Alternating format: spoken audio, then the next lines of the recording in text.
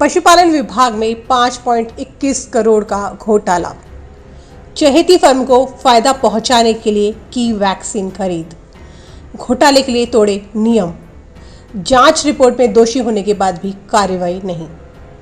पशुपालन विभाग में एफएमडी टीकाकरण अभियान के तहत वैक्सीन खरीद में नियमों को तोड़ते हुए अनावश्यक वैक्सीन खरीद का मामला सामने आया है, जिससे सरकार को 5.21 करोड़ रुपए की वित्तीय हानि होना बताया जा रहा है।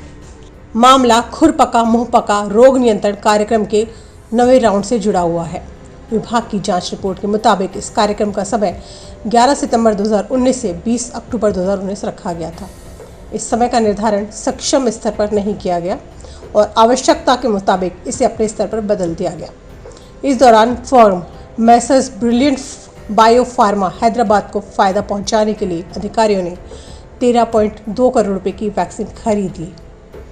यह खरीद अधिकारियों द्वारा शासन सचिव और मंत्री की स्वीकृति के बिना की गई, जिससे सरकार को 5.21 करोड़ रुपए का नुकसान हुआ, जबकि 5 लाख रुपए से अधिक की खरीद के लिए शासन सचिव और पशुपालन मंत्री की स्वीकृति लेनी जरूरी थी, जो नहीं ली गई।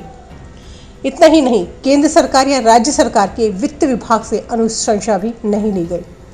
जब वैक्सीन खरीद के आदेश दिए गए, उसके 10 दिन बाद टीकाकरण अभियान की अवधि समाप्त हो रही थी, जबकि फर्म से वैक्सीन की आपूर्ति की खरीद आदेश दिए जाने के 45 दिन में होनी थी, फिर भी वैक्सीन खरीद की गई।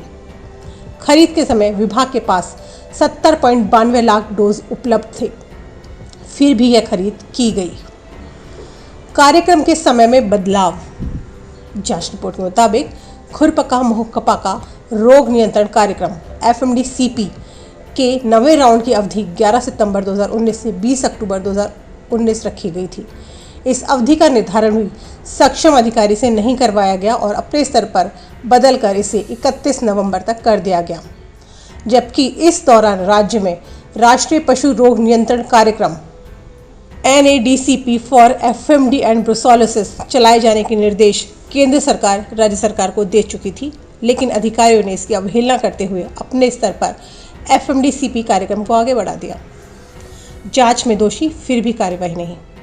प्रकरण सामने आने पर संज्ञान लेते हुए वित्त विभाग से प्राप्त सुझाव की अनुपालना में पशुपालन विभाग ने 30 जुलाई 2020 को शासन उप सचिव की अध्यक्षता में कमेटी का गठन किया।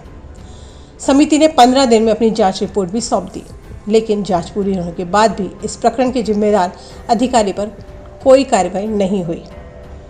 आइए अब सुनते हैं कि इस पूरे प्रकरण को लेकर क्या कुछ कहना है इंडियन वेटरनरी एसोसिएशन के zonal secretary doctor Indrajit Singh का।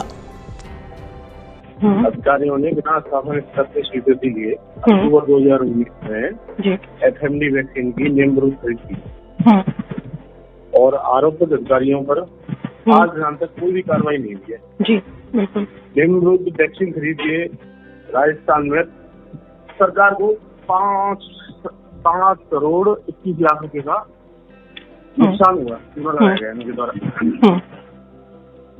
और आरोपित अधिकारी अब निदेशक के कार्यवाही की तैयारी कर रहे हैं, लॉगिंग कर रहे हैं अपने लिए।